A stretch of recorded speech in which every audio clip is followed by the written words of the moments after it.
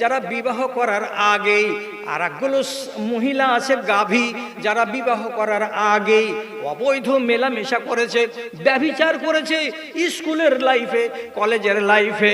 আর যারা কলেজের মুখ দেখেনি তারাও নিজের গ্রামে হোয়াটসঅ্যাপের মারফতে, চ্যাটিংয়ের মারফতে এবং এইগুলো করে করে করে করে একজন আরেকজনকে ভালোবেসেছে।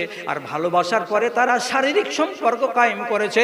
এইরকম ব্যভিচারী ছেলেকে আর এরকম ব্যভিচারী মেয়েকে আল্লাহ রাব্বুল আলামিন জাহান্নামের ভেতরে পুড়াচ্ছেন। আর একবার করে চুল্লির মধ্য দিয়ে তাদেরকে বের করে বাহির দিকে নিয়ে আসছেন। আর সারা দুনিয়ার মানুষকে দেখাচ্ছেন, দেখো রে, তোমরা চিনতে পারছো কি না, এটা মহিষপুরের মেয়ে আর এটা ভগবানপুরের ছেলে। ও তোমরা চিনতে পারছো কি না, এই যে জোড়াটা বেরিয়ে এসেছে এটা হলো গঙ্গা দেবীর ছেলে আর এটা হলো মহিষপুরের মেয়ে। এরা দুনিয়াতে অবৈধ সম্পর্কে জড়িয়েছিল। তার জন্য রব্বুল আলামিন তারপরে হায়াত যতদিন চলবে ততদিন তাদেরকে এটাই সাজা দিতেই থাকবেন, দিতেই থাকবেন, দিতেই থাকবেন। যদি এমন মানুষ থাকে, এমন নারী যদি থাকে, তাহলে ওকে মেনে নিতে হবে কি, যে আমি এই আযাবটা নিতে রাজি আছি। তা না হলে ভুল করার পরে ভুলের উপরে আপনি কায়েম আছেন কেন? ভুলটা ঘাড়ে চেপে আছে না ঘাট থেকে নেমে গেছে? আপনি সাহস করে বলতে পারবেন ঘাট থেকে নামিয়ে দিয়েছি? কেউ জানে না, শুধু ভুল করার লোক আর ওস্তাদ করে বসে আছি, কিন্তু ভুলটাকে নামাবার জন্য কেউ তদবির করতে পারি না আমরা। জি, কোরআন মাজিদ এক জায়গাতে লেখা আছে, চামড়া তুলে দিব রে, পরিষ্কার করে লেখা আছে। আল্লাহ রাব্বুল আলামিন বলছেন, ইউবাসসারুনাহু লাউ ইয়াফতাদি মিন আযাবি রাব্বিহিম ইয়াওমাইযিন বিমানিহি কাল্লা ইন্নাহা লাযা নাযাআতান লিশাওয়া। আমি তোর পিঠের চামড়াকে তুলে দিব। আর যেমনকি চিংড়ি মাছকে ধুয়ে বেছে মা বোনেরা কড়াইয়ে যখন তেলে দেয়, একটা মিনিট টাইম লাগে না, সাথে সাথে চিংড়ি মাছটা এইরকম করে জড়ো হয়ে কোকড়া পেশের মতো হয়ে যায়। ওই রকম তোমার মতো লম্বা এই 5 ফিটের মানুষটাকে চামড়া তুলে দেব। আর চামড়া তুলে দেওয়ার পরে তোমাকে 1 মিনিটের ভেতরে, 1 সেকেন্ডের ভেতরে এরকম কোকড়া কোকড়া চিংড়ি মাছের মতো বানিয়ে দেব। কত চামড়ার চিকন আজ করছো তুমি। ডাব সাবুন আর ফোয়ারাতে গোসল, ঘরের ভেতরে মাখালার আগে জিজ্ঞেস করুন কি করছো তোমরা? ফেয়ার অ্যান্ড লাভলি, এটা কি মাখছো তুমি? এটা ভিকো টারমারিক। এক একজনের গায়ে মনে হচ্ছে তেল চুয়ে চুয়ে পড়ছে। এত শরীরের যত্ন করেছো। শরীরের যত্ন করতে মানা নেই, কিন্তু যত্ন করার শরীরটাকে আগুন থেকে বাঁচাতে হবে, এই ব্যাপারে খেয়াল করতে হবে। এটা হলো মূল কথা। আল্লাহ তাআলা এক জায়গাতে এটা শাস্তির কথা বলে দিলেন, আর এক জায়গাতে একগুলো লোককে বলছেন, ওগো তোমরা দুনিয়াতে ব্র্যান্ডেড কোম্পানির সব পানীয় পান করে এসেছো। দুনিয়াতে পানীয় কি কি আছে? পেপসি আছে, কোকা কোলা আছে, 7 আপ আছে, ফিমতু আছে, আরে আর কত কত কত কত আছে। এইসব ব্র্যান্ডেড কোম্পানির জিনিস তোমরা পান করালো। কিয়ামতের দিন তোমরা আসবে, তো তোমাদের মতো মেহমানগুলোকে এইরকমই মেহমানি আমাকে দিতে হবে। হ্যাঁ, আপনাকে মেহমানি ওই রকমই দেওয়া হবে যেমন আপনি জাত মেহমানের। তা আমি তো ভালো জিনিসের নাম নিলাম, 7 আপ, কোকা কোলা, ফিমতো, এগুলো তো পানীয় জিনিস, হালাল। আর যদি আমি বলি 3x রাম, চিনো গো? 2-3টা লোক কখনো যে হ্যাঁ চিনি, যে 3x রাম চিনো না? চিনে, কিন্তু হরগিজ বলে না। রোলস রাইস চিনো? চিনি, কিন্তু লজ্জাতের নাম বলতে পারছি না। এটাও ব্র্যান্ডেড কোম্পানি। এসব ব্র্যান্ডেড কোম্পানির যারা মাল খাওয়া লোক আছো, আর এই ফকির আহমদ দিয়ে পান খাওয়া, আর ডিলাক্স দিয়ে পান খাওয়া, আর কম্বু দিয়ে পান খাওয়া, আর এই তিরঙ্গা, আর গুটখা, আর মধু, আর শেখর, আর 5000ই, আর সিগনেচার, যত এই সমস্ত হারামখোরি করার লোক আছো, এই ব্র্যান্ডেড কোম্পানির মাল তোমাদেরকে কিয়ামতের দিন মেহমান হিসাবে দেওয়া হবে। তোমরা যেমন মেহমান তেমন তোমাদের সেবা। কি হবে? হাদিসে লেখা আছে, কোরআনে লেখা আছে, স্পষ্ট কথা। জাহান্নামে জ্বলতে জ্বলতে বলবে যে আল্লাহ খুব পিপাসা লেগেছে, এতক্ষণ থেকে পুড়েছে, যে আল্লাহ তো পানি টানির কোনো ব্যবস্থা হবে? তখন আল্লাহ তাআলা বলছেন, ফেরেশতারে যারা আমার বান্দারা পুড়ে ছাই হয়ে গেল, একটু পানি পান করাও।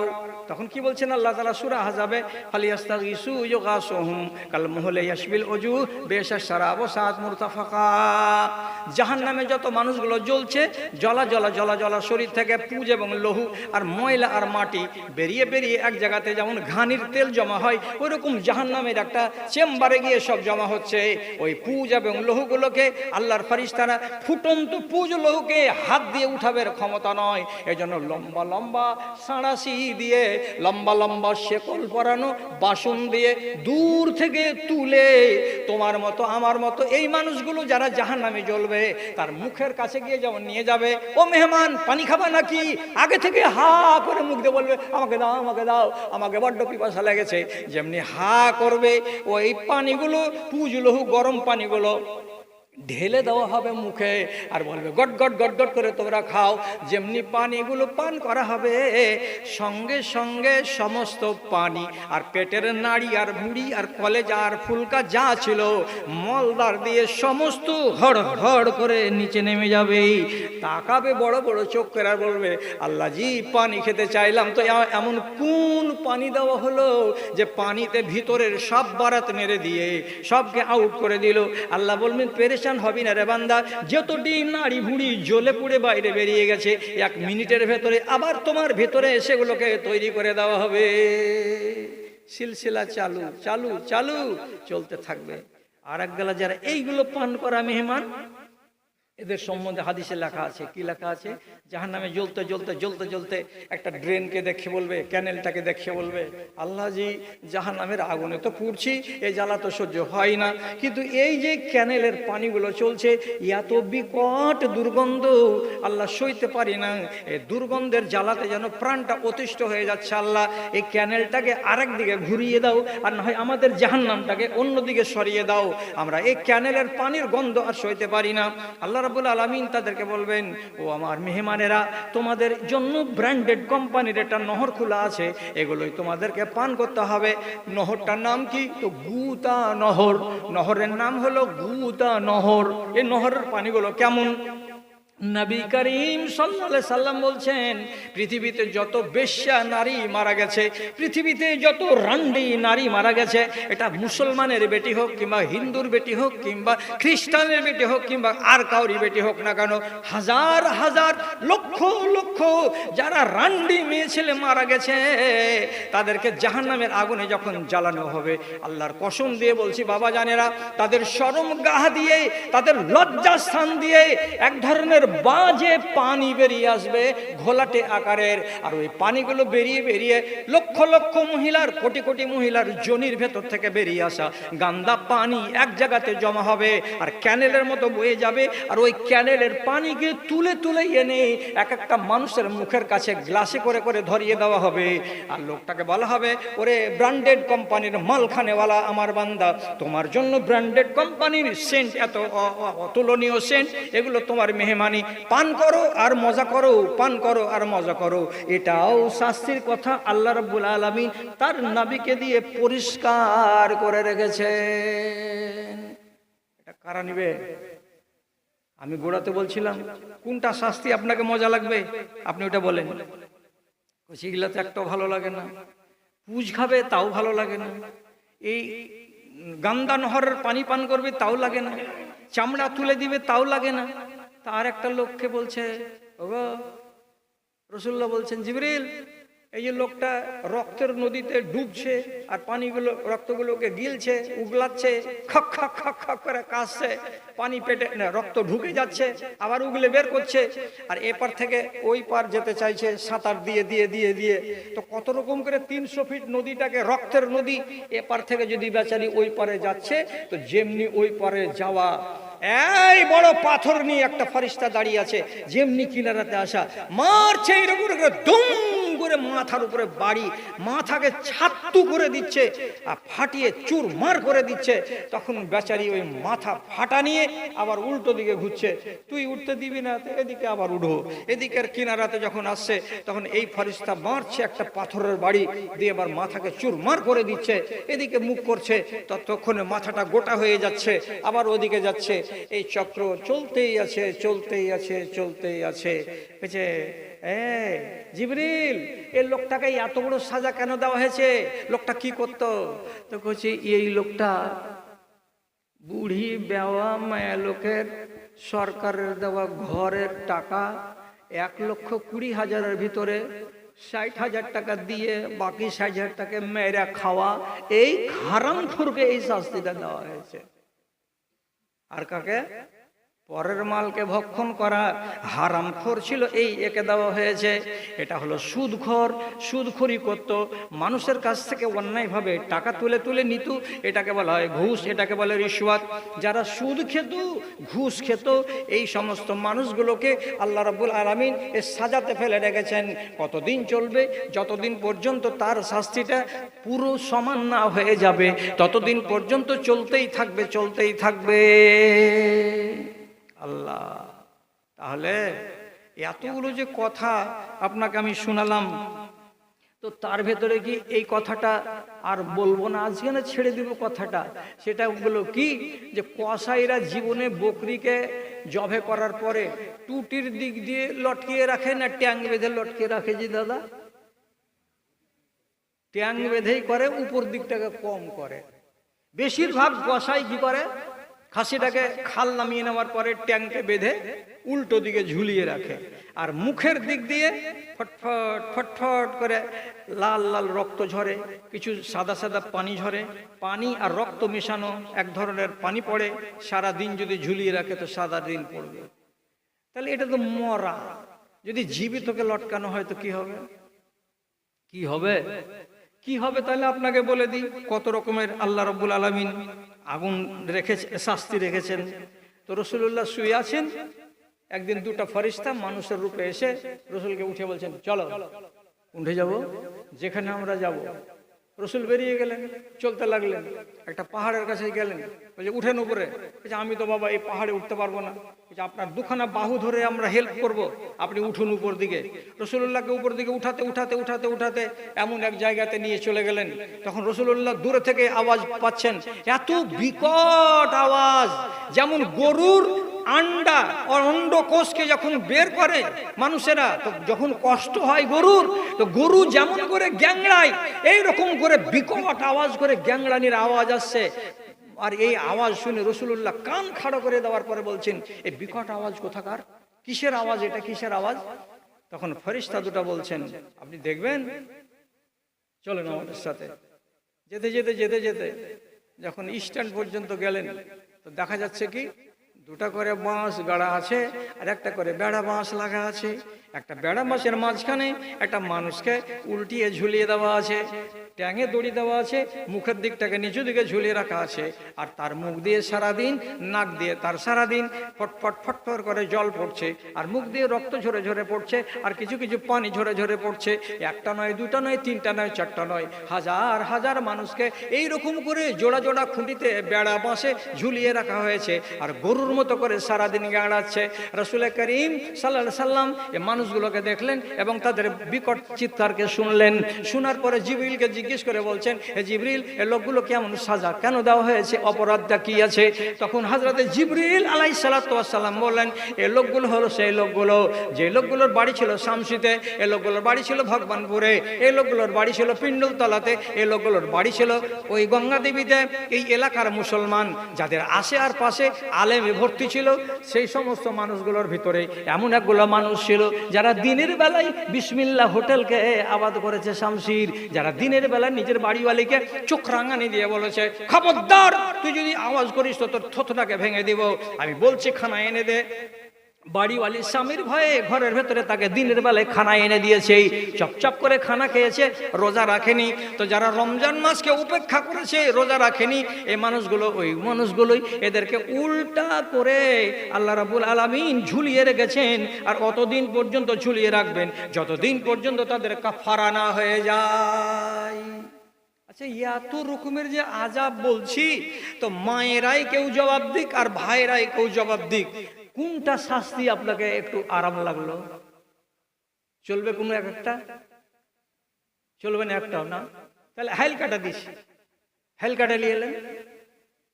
আবু তালেব রসুলকে পালা পোষা করেছেন 47 বছর। আবু তালেব মুমিন নয়, কাফের হয়ে মরেছে।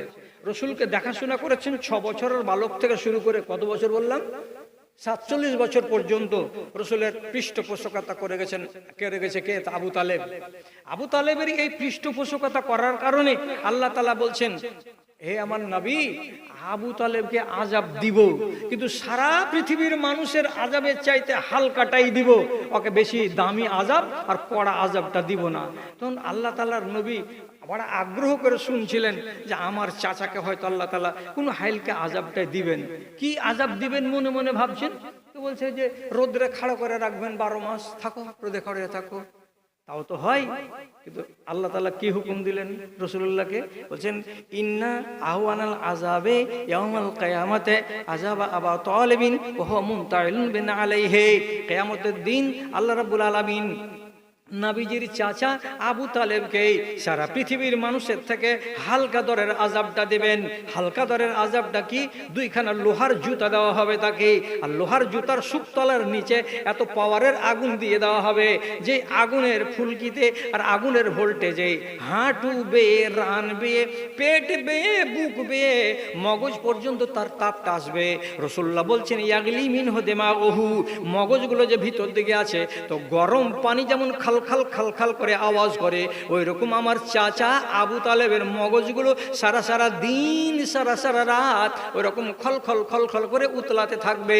এছাড়া আর হালকা আযাব আল্লাহর কাছে নাই। চলবে এটা? চলবে না, চলবে না। যদি কোনোটাই আযাব না চলে, তাহলে আপনাকে আমি বলতে চাইছি, আপনি অপরাধী হয়ে মরবেন না আপনি নিরপরাধ হয়ে মরবেন, এটা আপনার কাছে জিজ্ঞাসা। আপনি আসামি হয়ে মরবেন না আপনি একজন সাচ্চা মুসলমান হয়ে মরবেন, এটা আপনার কাছে আমার জিজ্ঞাসা।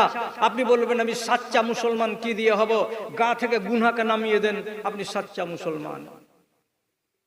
গা থেকে গুনাহকে নামিয়ে দেন, তাহলে আপনি পাক্কা মুসলমান।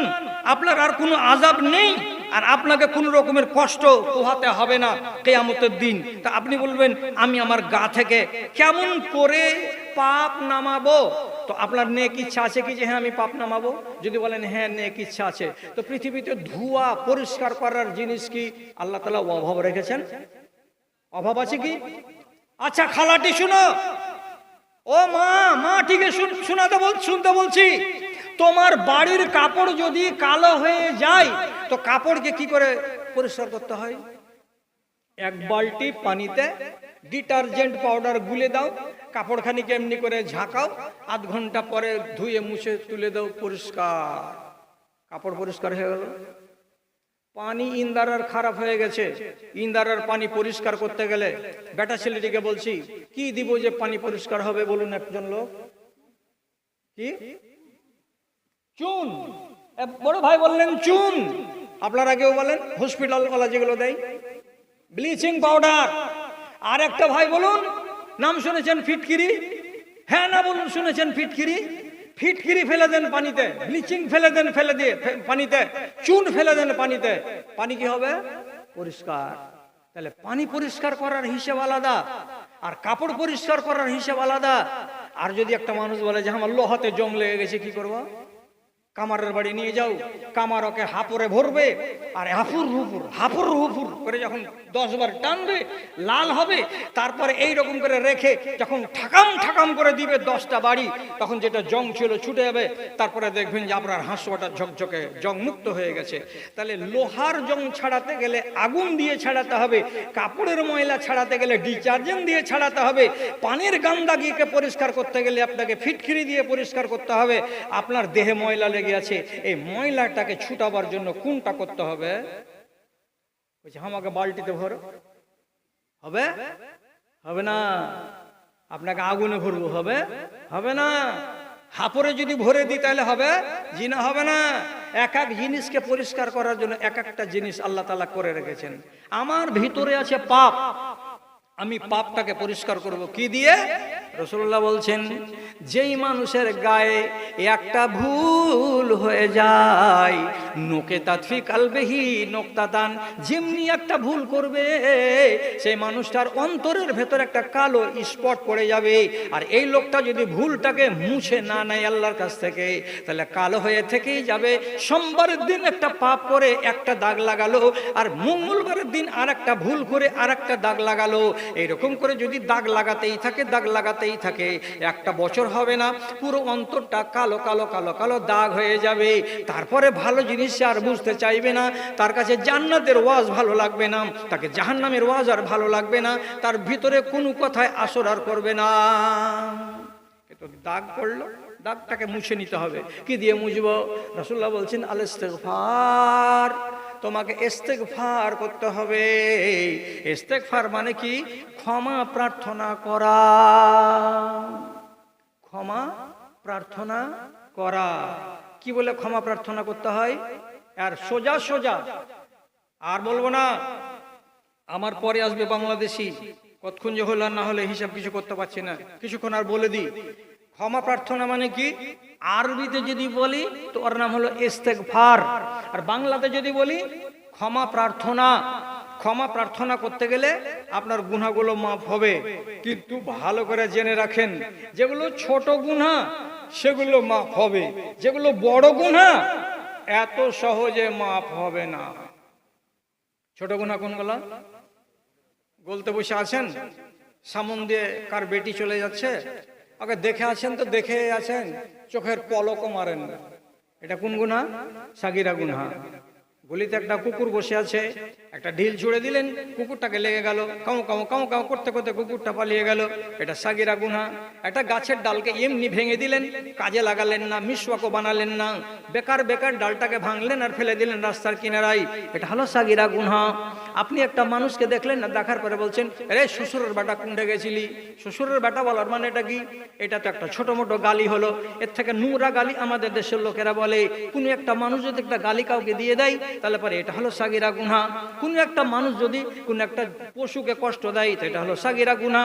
একটা মানুষ একটা চড়ুই পাখিকে মারলো, মারার পরে তাকে গোশত করে খেলো না, শুধু এমনি করে গুলল দিয়ে মারলো, আর মারার পরে তাকে অমনি মরা ফেলে রেখে দিল, এটা হলো সাগীরা গুনাহ। এইরকম করে কাউকে গাল দেওয়া, কারোর দিকে তাকিয়ে দেখা, কাউকে কি কিছু অন্যায় কথা বলা, এগুলো হলো সব সাগীরা গুনাহ, সাগীরা গুনাহ, সাগীরা গুনাহ। আস্তাগফিরুল্লাহ যদি বলা যায়, তাহলে সাগীরা গুনাহগুলো মাফ হবে, আর কাবিরা গুলো কিন্তু অত সহজে মাফ হবে না। কাবিরা কোনটা? মদ খাওয়া কাবিরা গুনাহ, সুদ খাওয়া কাবিরা গুনাহ, ব্যভিচার করা কাবিরা গুনাহ, এবং জাদু করা কাবিরা গুনাহ, শিরকের গুনাহ কাবিরা গুনাহ, এবং তিরাঙ্গা খাওয়া, গুটকা খাওয়া, এই নেশা জাতীয় দ্রব্য এগুলোকে পান করা, খাওয়া, এগুলো হলো গুনাহ। মা বাপের সঙ্গে নাফরমানি করা, এগুলো হলো কাবিরা গুনাহ। মেয়ে ছেলে হয়ে যদি বেপর্দা হয়ে চলে, মাথায় কাপড় না দেয়, তার কোখা যদি দেখতে পাওয়া যায়, এগুলো হলো কাবিরা গুনাহ। ব্যভিচার যদি কেউ করে নেয় বিবাহ করার আগে কিংবা বিবাহ করার পরে, এগুলো হয়ে গেল কাবিরা গুনাহ। কেউ যদি গুজব করে কোনো ছেলে কোনো মেয়ের, কোনো মেয়ে কোনো ছেলের, এগুলো হলো কাবিরা গুনাহ। এই বড় গুনাহকে যদি মুছতে যাওয়া যায়, তাহলে বড় লকড়ি কাঠি পুড়াতে হবে, আর ছোট মোটো যদি সাগীরা গুনাহকে মাফ করা যায়, তো অল্পতেই মাফ হয়ে যাবে। এবার দু তিনটা কথা আর বাকি আছে, এটি বলে দিব, দিয়ে ছেড়ে দিব, তারপরে আপনাদের পরের বক্তা আসবে। এবার কি কি করে শিখাবো আপনাকে? ছোট ছোট গুনাহগুলো আস্তাগফিরুল্লাহ বললে মাফ হয়ে যাবে। এক্ষুনি আপনি করে আসলেন কোনো একটা অন্যায়, এখানে এসে করলেন কি, ওই গুনাহটাকে স্মরণ করে আপনি বললেন আস্তাগফিরুল্লাহ। যদি খালি মুখে বলেন আস্তাগফিরুল্লাহ ওই নিয়াতে, তাহলে এই গুনাহটা সাথে সাথে আপনার গা থেকে মুছে যাবে।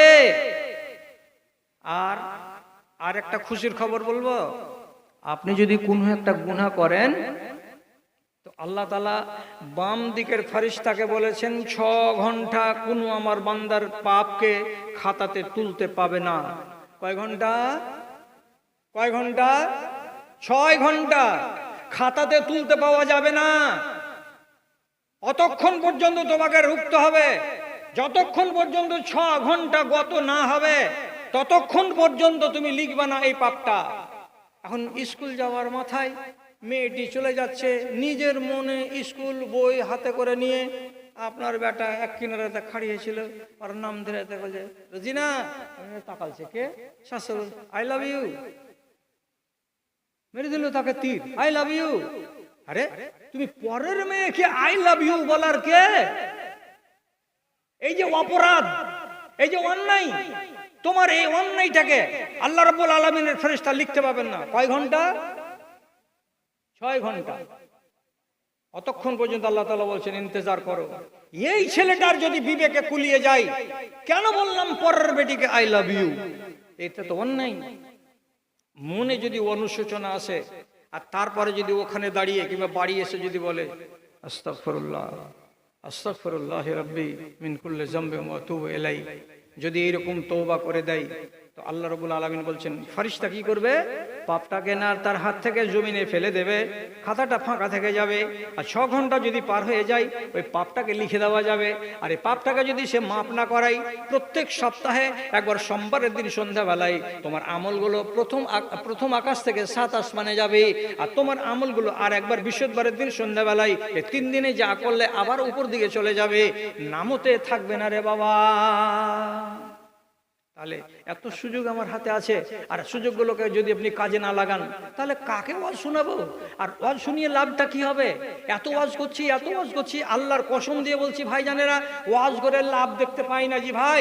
যত ওয়াজ করছি তত নামোর দিকে নেমেই চলে যাচ্ছে আমার জাত ভাইরা।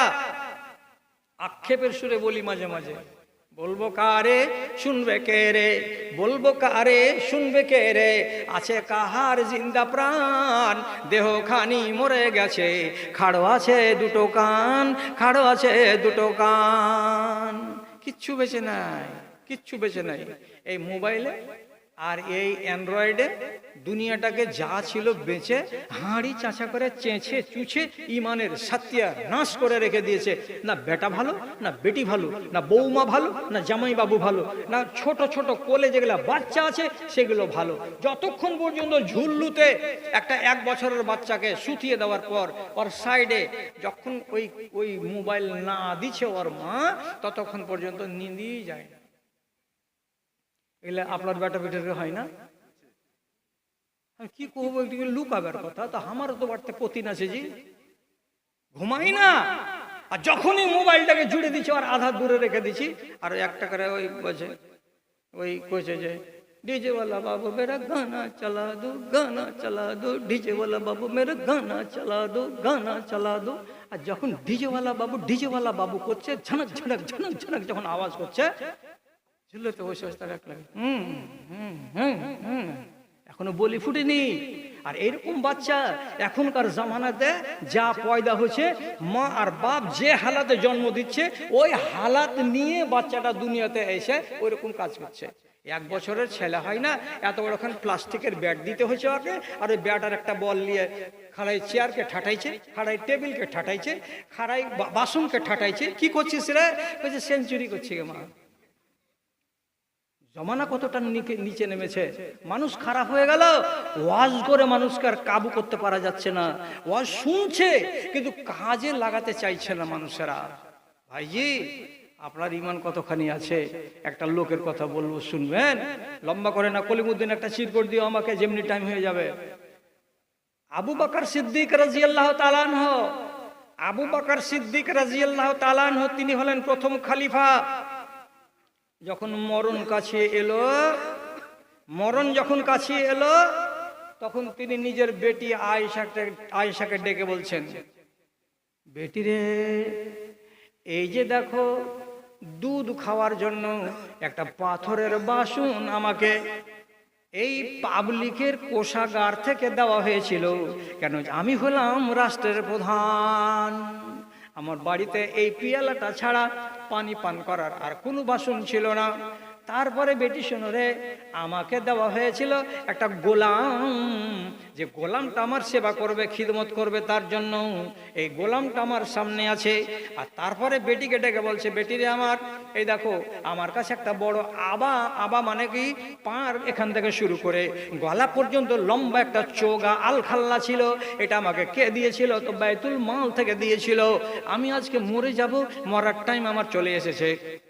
তার জন্য আমি তোমাকে বলছি, তুমি আমার হুঁশিয়ার বেটি, বেটিরে আমার আয়েশা, শোনো রে, এই গোলামটাকে এবং আমার এই দুধ পান করা বাসনটাকে এবং আমার এই আলখাল্লাটাকে, তিনখানা জিনিসকে সাথে করে নাও।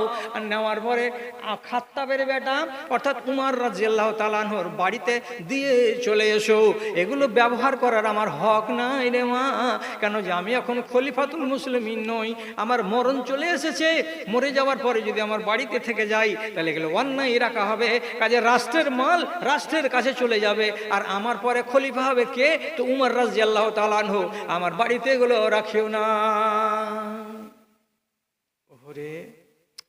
ওহরে একটা খলিফাতুল মুসলিমিন, আর পৃথিবীতে নবীরা আগে জান্নাতে যাবেন, তারপরে উম্মতির ভিতরে উম্মতে মুহাম্মাদি প্রথম জান্নাতে যাবে। আর উম্মতে মুহাম্মাদের ভিতরে সর্বপ্রথম যে ব্যক্তিটা জান্নাতে প্রবেশ করবে তার নাম আবু বকর সিদ্দিক। তো যেই লোকটাকে রাসূলুল্লাহ 10টা জান্নাতি লোকের তালিকা দিলেন, আর তালিকা দেওয়ার পরে 1 নম্বরের নাম নিলেন আবু বকর সিদ্দিকের, তো সেই লোকটা মানুষ মরবার টাইমে তার ভিতরে কত খাকসারি এসেছে এবং কত আল্লাহর ভয় এসেছে, যে সামান্য একটা পাথরের পিয়ালা বাড়িতে রাখতে রাজি নেই, রাষ্ট্রের মাল জমা করে দাও, আমার এই আলখাল্লা এখানে রাখবো না, জমা করে দাও। আর দেওয়ার পরে নিজের বেটিকে বলছে, বেটি আমার, গোসল যখন দেওয়াবে লোকেরা, তুমি আমার মেয়ে, সাথে থাকবে, আমার কাছে থাকবে, দূরে যাবে না। তারপরে আমাকে যে কাফন পরাতে হবে, তো বেটি আয়েশা তোমার মতো জ্ঞানী গুণী মেয়ে আমার সামনে আর কেউ নেই, তার জন্য তোমাকে বলছি, আমার যে দুখানা লম্বা লম্বা চাদর আছে সাদা, আমি যখন মরে যাব বা মরণটা কাছে চলে আসবে, তখন সাদা চাদরটাকে তুমি আগেই কেচে দাও, আর কেচে দেওয়ার পর শুকিয়ে নাও, আর ওই পুরানা চাদর দুটোতে আমাকে কাফন পরিয়ে দিয়ে কবরে দিয়ে আসার ব্যবস্থা করবে। আর এটাই হলো আমার শেষ পোশাক।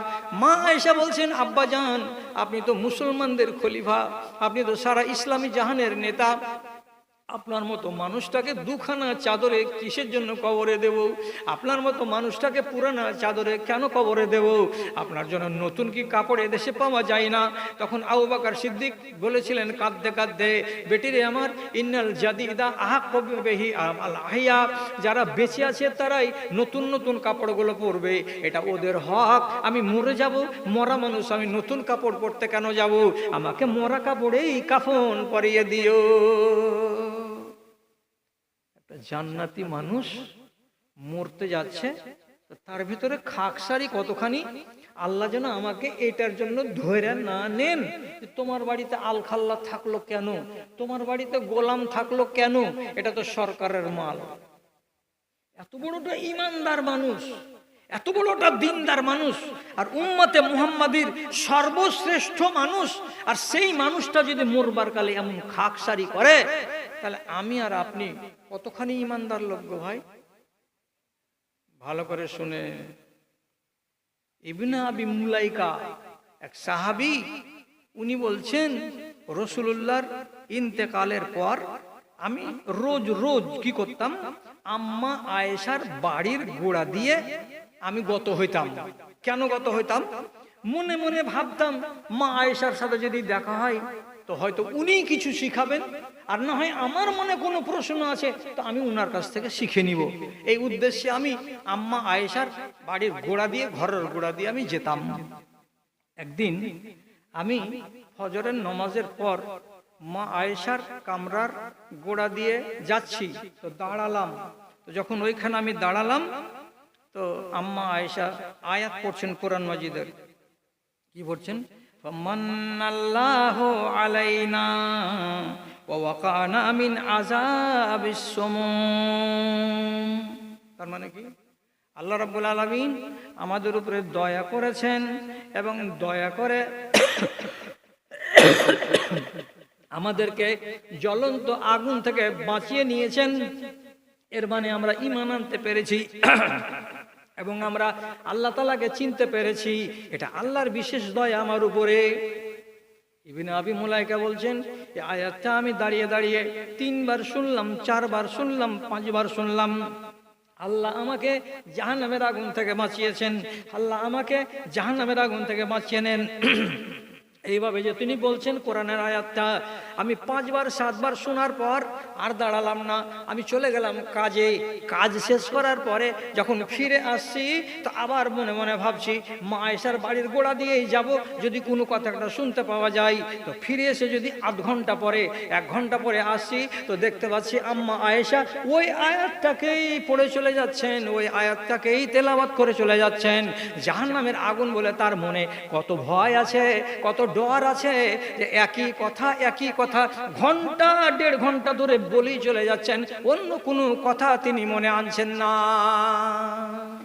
অথচ মা আয়েশার ঈমান সম্পর্কে আপনাকে বেশি জ্ঞান দেব না, শুধু এইটুকু কথা বলি। সেটা কথা কি? নাবিজি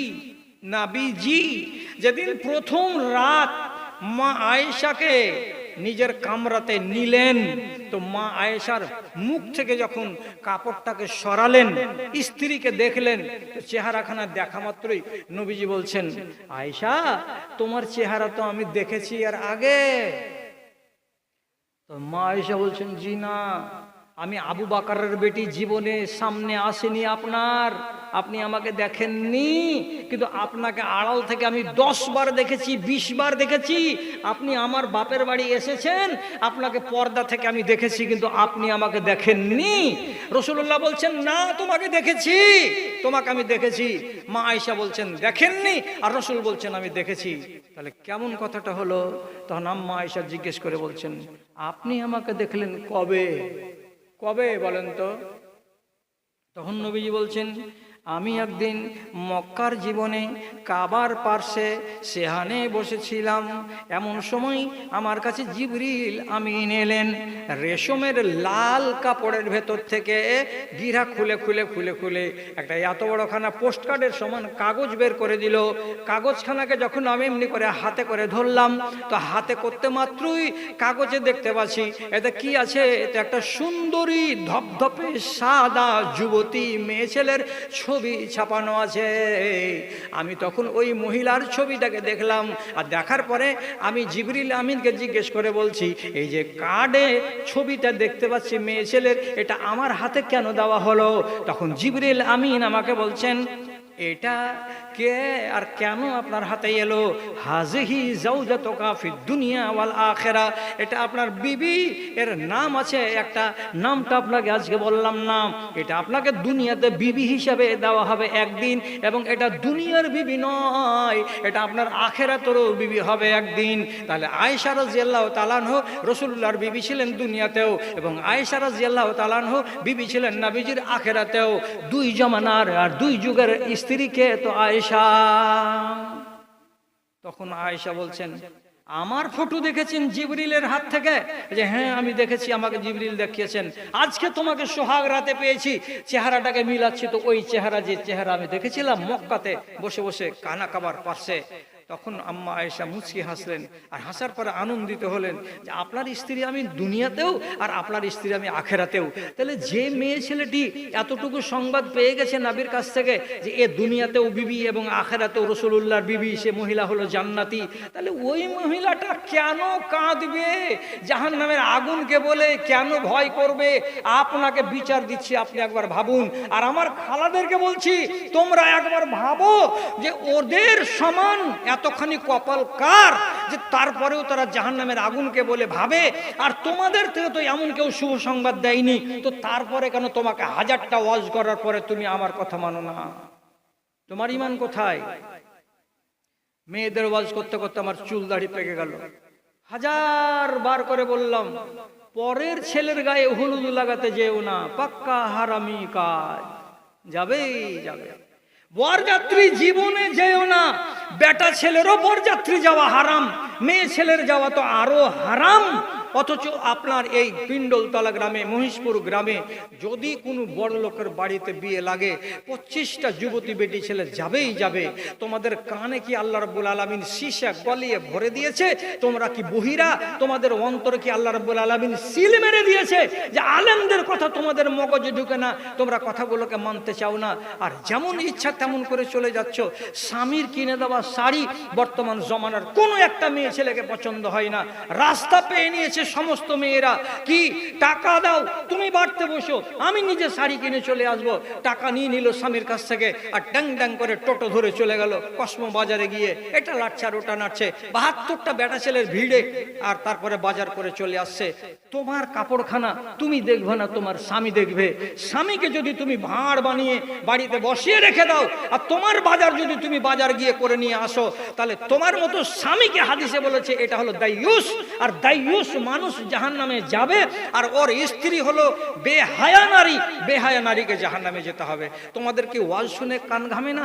কেন এই কাজ করছো? 1000 বার করে বললাম, আমার এই ক্যাসেটগুলো এই মিডিয়াতে আর ইউটিউবের ভিতরে হাজারটা ইউটিউবে ওয়াজে পাওয়া যাবে পালিয়ে বিয়ে করা হারাম, পালিয়ে বিয়ে করা হারাম।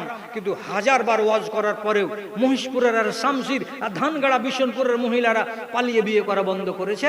করেনি, করবে না এরা বন্ধ। কেন করবে না? যত দিন যাবে তত মুসলমানদের ঈমান নিচু দিকে নামবে। কেন নিচু দিকে নামবে? কিয়ামতের আগে দুনিয়াতে ঈমান থাকবে না, কাফেরের উপরে কিয়ামত কায়েম হবে, মুসলমানের উপরে কিয়ামত কায়েম হবে না। তো দুনিয়াতে আল্লাহ তাআলা মুসলমান রাখবেন না। আস্তে আস্তে আস্তে আস্তে একবার নামাজ যাবে, একবার রোজা যাবে, একবার যাকাত যাবে, একবার হজ যাবে, একবার আমানত যাবে, একবার পর্দা যাবে, একবার দিনদারি যাবে, একবার মা বাবার সেবা যাবে। এই করতে করতে করতে করতে সব উঠে যাবে।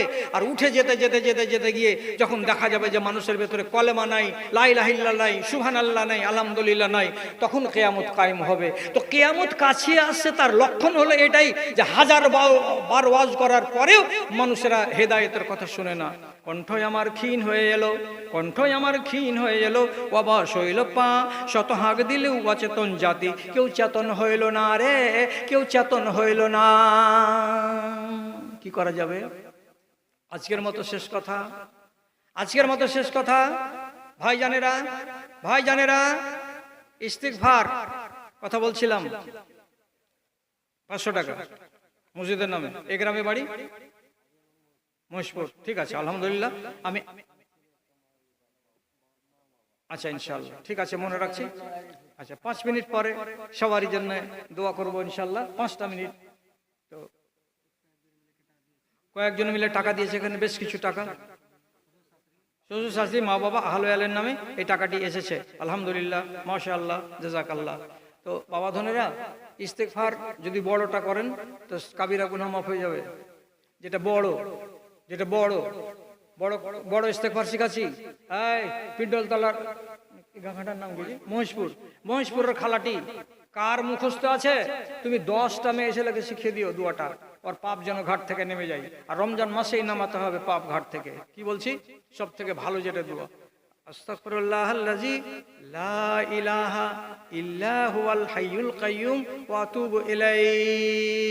শুনলেন? যার জানা আছে সে, যার জানে না তাকে শিখিয়ে দেবে। আরেকটা দোয়া শিখিয়ে দিচ্ছি, গায়ে এক টুকরো ময়লা থাকবে না। সেটা কি? আল্লাহুম্মা গফিরলি মা কাদ্দামতু ওয়া মা আখারতু ওয়া মা আসরারতু ওয়া মা আলানতু ওয়া মা আসরাফতু ওয়া আনতা আলামু বিহি মিন্নি, আনতাল মুকদ্দিমু ওয়া আনতাল মুআখিরু ওয়া আনতা আলা কুল্লি শাইইন কাদির। যদি দোয়াগুলা করেন তাহলে ইনশাআল্লাহ ঘাট থেকে পাপ নেমে যাবে। রমজান মাসে এই সুযোগটা, অন্যান্য মাসে আপনি এই সুযোগটা পাবেন না। তার জন্য শেষবারের মতো বললাম, আমার টাইম হতে চললো আর মাত্র 5 মিনিট আছে, তাহলে 1.5 ঘন্টা পুরা হয়ে যাবে। এই 5 মিনিটের ভেতরে এবার আপনাদের মতো মানুষকে ডাকছি। এত বড় মসজিদ আপনারা কায়েম করেছেন, পরের সাহায্য নেননি, তার জন্য আপনাকে মুবারকবাদ জানাচ্ছি, 7 বার করে ধন্যবাদ জানাচ্ছি। আপনাদের মতো ভাইগুলোকে আল্লাহর ওয়াস্তে একটু এগিয়ে আসুন। 1 বস্তা করে সিমেন্ট অর্থাৎ 420 টাকা আপনারা কে কে দিতে রাজি আছেন? কমসে কম 10টা লোক আপনারা বলুন যে আমরা 1 বস্তা করে সিমেন্ট